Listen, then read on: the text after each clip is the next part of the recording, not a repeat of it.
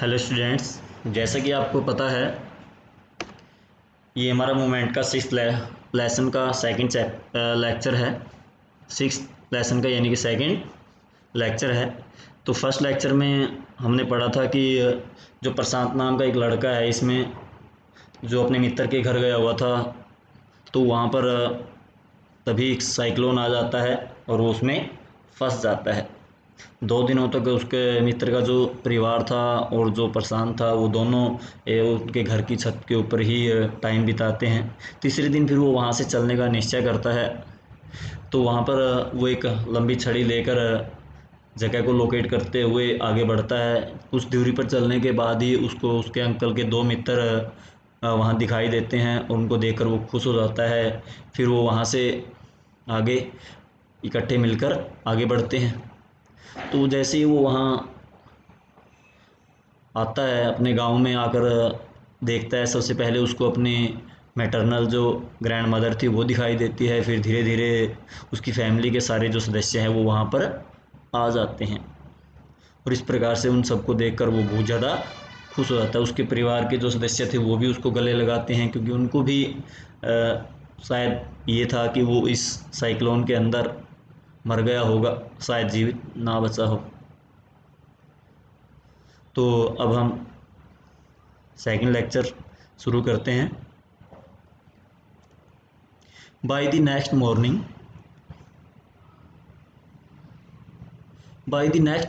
as he took in the desperate situation in the shelter, he decided to get a grip over himself. He sensed a deathly grief settling upon the 2500 strong crowd in the shelter. By the next morning, तो अगली सुबह, as he took in the desperate situation, जैसे कि वो उस यानी कि desperate जो उदास हताश स्थिति में था, इन दी शेल्टर कि जो शेल्टर के अंदर सभी लोग क्या थे, वो हताश थे, निराश थे, दुखी थे बेचारे। He decide to get a grip over himself, तो उसने अब अपने ऊपर जो दुख था उसके ऊपर पकड़ बनाने की कोशिश की, यानी कि उसने कुछ करने का निश्चय किया। He sensed a deathly grief settling upon the 2500 strong crowd in the shelter, यानी कि उस शेल्टर के अंदर जो 2500 लोग रह रहे थे उन सभी के दुखों को उसने देखा, महसूस किया। 86 leaves were lost in the village, ने जांचा पाया कि गांव के अंदर 86 जाने जा चुके हैं। ऑल दी 96 हाउसेज, और 96% 96 houses had been washed away, और लगभग सारे के सारे जो 96 हाउसेज थे वो सब घिर गए थे, ढह गए थे। It was there 4th day at the shelter, और शेल्टर के अंदर ये उनका 4था दिन था। So for they had survived on green coconut, इससे पहले वो उन ग्रीन कोकोनट के ऊपर जीवित थे। But there were too few to go around such a tumult of people, but there were too few go around such a tumult of people, यानी कि अब भी लोग क्या थे, कुछ ही पेड़ बचे हुए थे, यानी कि उसके कारण क्या था कि जो लोग थे अभी भी दुखी थे, क्योंकि जो ग्रीन कोकोनट थे अब वो ख़त्म हो गए थे और अब उनके पास खाने के लिए कुछ भी नहीं बचा था। इस सच ए ट्यूमल्ट, इस प्रकार के उस तबाही में वो अब क्या हुए थे, उदास होते। Prashant all of 19 years decide to step in as a leader of his village. Prashant all of 19 years, और जो सभी 19 साल के जो लड़के थे, डिसाइड निश्चय किया to step in as leader of his village, अपने गांव के लीडर बनने का। If no one else did, यदि किसी ने नहीं किया तो। He organize a group of youth, उसने युवाओं का एक ग्रुप इकट्ठा किया, एल्डर्स और बुजुर्गों का टू जॉइंटली इकट्ठा। Pressurise the merchant once again to part with his right, और उसने मर्चेंट को प्रेशराइज किया कि वो अपने जो चावल है वो उनको दे। This time the delegation succeed, तो इस समय जो उनका जो डेलीगेशन था, जो आंदोलन था, जो वो सफल हुआ। एंड रिटर्न, और वो विजय होकर वापस लौटे। Wedding through the receding water with food for the entire shelter, वो पूरे शेल्टर के लिए भोजन लेकर उस रिसीडिंग यानी कि कम पानी में से अब वापस आए विजय होकर। No one care that the rice was already rotting. किसी ने इस चीज़ की कोई परवाह नहीं की कि जो अनाज था, राइस था, वो पहले ही सड़ा हुआ था। Branches from fallen trees were gathered. अब जैसे ही वो भोजन ले आए तो उसके बाद जो गिरे हुए पेड़ों की जो टहनियाँ थी वो इकट्ठी की गई। To light a reluctant and slow fire, जिनकी वजह से जो टहनियाँ थी वो पानी में गिरी हुई थी और गीली हो गई थी। इसकी वजह से जो आग थी वो धीरे जल रही थी। On which to cook the rice, के ऊपर ही उन्होंने भोजन पकाया। For the first time in 4 days, और 4 दिनों में पहली बार the survivor at the cyclone, cyclone के अंदर जो जीवित बचे थे were able to fill their bellies, वो अपने पेट भरने के योग्य हो पाए थे। यानी कि 4 दिनों में पहली बार ही उन्होंने भोजन खाया था। His next task was to organize a team of youth volunteers to clean the shelter of filth, urine, vomit, and floating carcasses, and to tend the wounds and fractures of the many who had been injured. अब अगला काम क्या था उसका? The next task was to organize a team, एक team बनाना of youth, युवाओं की, to clean the shelter, shelter को साफ़ करने के लिए। शेल्टर के अंदर जो गंदगी थी, जो यूरिन था, पेशाब, वोमिट थी, उल्टी थी, और जो बोड़ियाँ थी जो तैर रही थी, उनको साफ़ करना। And to tend the wounds, और जो घायल हुए थे, इंजर्ड पीपल थे, उनके घावों को भरना। एंड फ्रैक्चर ऑफ, और जिसकी हड्डियाँ वगैरह टूटी हुई थी उनको जोड़ना। अब उसका अगला काम था। ऑन द 5th डे, 5वें दिन, a military helicopter flew over the shelter, एक मिलिट्री का हेलीकॉप्टर उनके शेल्टर के ऊपर से गुजरा। And dropped some food parcel, और उस हेलीकॉप्टर ने कुछ भोजन के पार्सल भी गिराए। It then did not return, फिर वो हेलीकॉप्टर वापस नहीं आया। The youth task force gathered empty utensils from the shelter. तो यूथ जो वॉलंटियर थे, तो उन्होंने, यूथ फोर्स थी, तो उन्होंने खाली बर्तन शेल्टर में से इकट्ठे किए। Then they deputed the children, फिर उन्होंने बच्चों को लगा दिया to lie in the sand left by the water, पानी के एक तरफ जो रेत थी उस पर लेटा दिया। अराउंड द शेल्टर, शेल्टर के चारों तरफ। With these utensils on their stomach, जो खाली बर्तन थे वो उनके पेट पर रख दिए। To communicate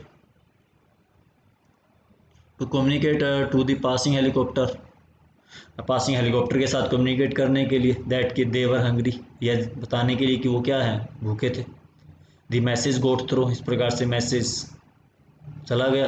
and after that, इसके बाद the helicopter made regular round of the shelter, जो हेलीकॉप्टर था वो रेगुलरली, नियमित रूप से शेल्टर के चक्कर लगा रहा था।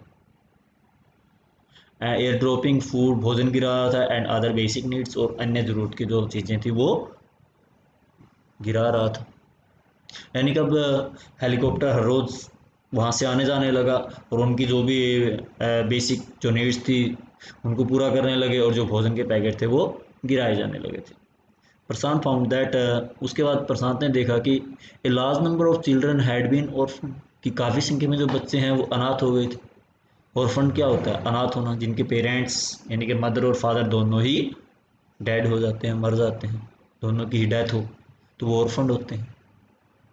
अब प्रशांत ने देखा कि जो काफ़ी संख्या में जो बच्चे थे वो अनाथ हो गए थे।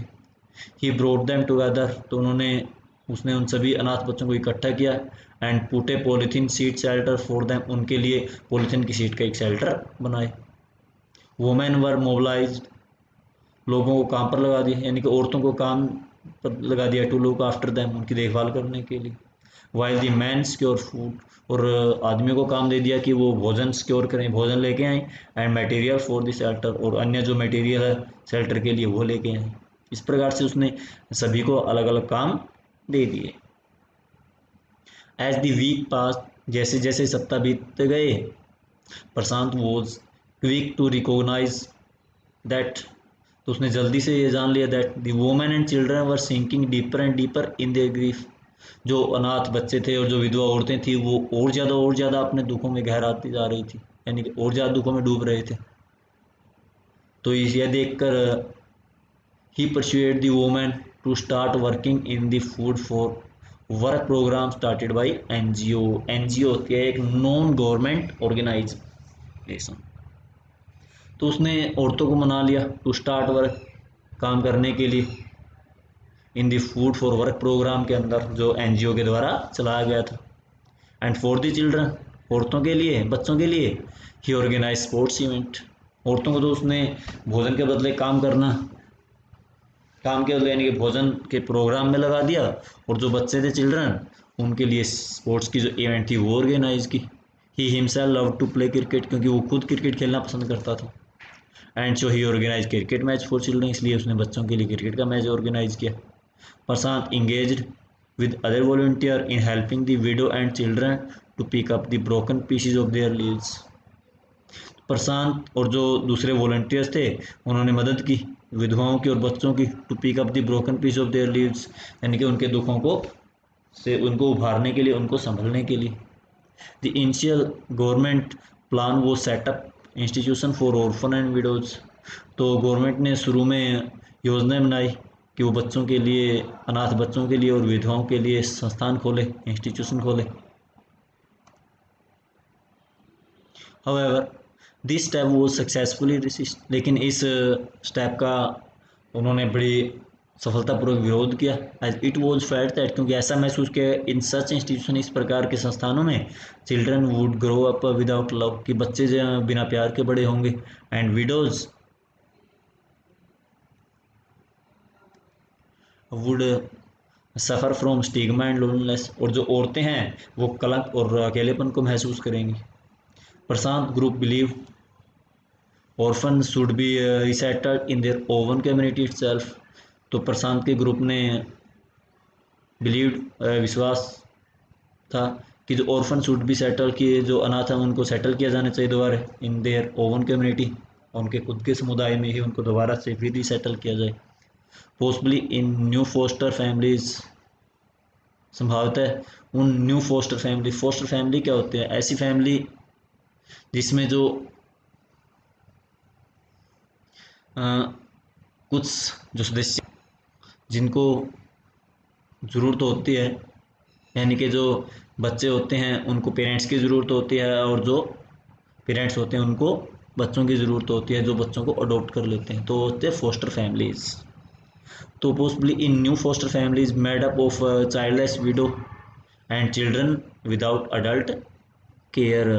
तो उन्होंने ऐसी ऐसी फोस्टर फैमिली में उन बच्चों को दे दिया जिनको, यानी कि विधवा थी, उनको बच्चों की ज़रूरत थी, जो चाइल्डलेस थी, एंड जो चिल्ड्रन विदाउट अडल्ट केयर, और उन बच्चों को उन परिवारों में भेज दिया जहाँ पर जिनके पास बच्चे नहीं थे। तो इस प्रकार से उन्होंने सभी को आपस में मिला दिया। It is 6 months after the devastation of the super cyclone, यानी कि सुपर साइक्लोन के कुछ 6 महीने बीत चुके थे, यानी कि after the 6 months of the devastation के 6 months के बाद, this time Prashant wounded spirit has healed. Prashant की जो घायल जो आत्मा थी, यानी कि दुखी जो आत्मा थी, हैज़ हील्ड, अब वो भर गई थी सिंपली, यानी कि वो अब वो खुश था, क्योंकि because he had no time to bother about his own pain, क्योंकि अब उसको अपने दुखों के बारे में चिंता करने की ज़रूरत नहीं थी, टाइम नहीं था। His handsome youthful face is what the widow and orphan children of his village seek out most of in their darkest hour of grief। his handsome and youthful face, उसका जो हैंडसम और जो युवा जो चेहरा था, is what the widow and orphan की, जब भी जो विधवा और जो अनाथ बच्चे होते थे वो भी इस विलेज के गांव के, seek out most of in their darkest होर ऑफ ग्रीफ, तो अपने दुख की घड़ी में वो उसके चेहरे को याद करते थे, तलाश करते थे, यानी कि अब उस प्रशांत के अंदर ही उसको अपने उन लोगों को अपने उसको देखकर अपने दुखों से लड़ने की ताकत मिलती थी, यानी कि उसको देखकर वो लोग खुश होते थे, उसको देखकर उनके अंदर ताकत आती थी, उनको ये एहसास होता था कि देखो इस छोटे से बच्चे ने हमारे लिए क्या कर दिया है। तो इस प्रकार से हमारा ये जो लेसन है ये ख़त्म होता है। आशा है कि आपको ये लेसन अच्छी तरह से समझ में आ गया होगा। So please listen carefully. That's all.